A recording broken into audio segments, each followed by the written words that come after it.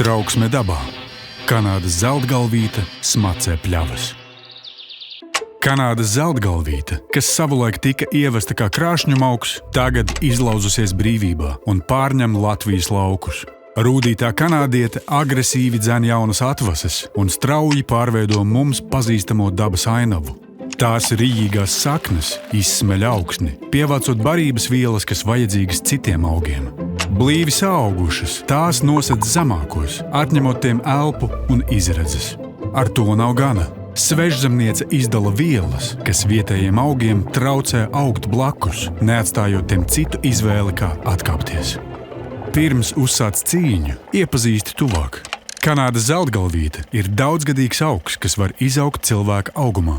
Tās lapas apakšpuse un stublāja augšdaļa ir viegli mataina, bet ziedkopas sīkām dzeltenām ziedu skarām, kuru dēļ šo augu dēvē arī par zeltslotiņu.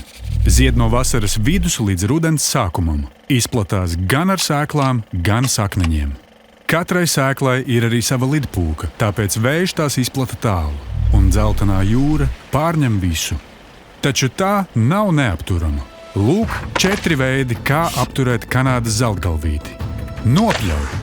Lielās teritorijās atkārtot pļaušana īsi pirms ziedēšanas vājina audzi un neļauj tai izplesties. Nogriez!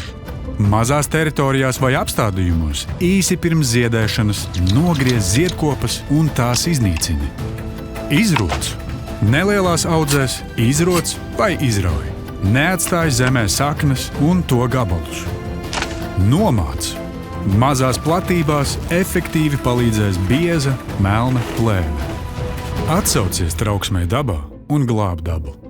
Vairāk invazīvs.lv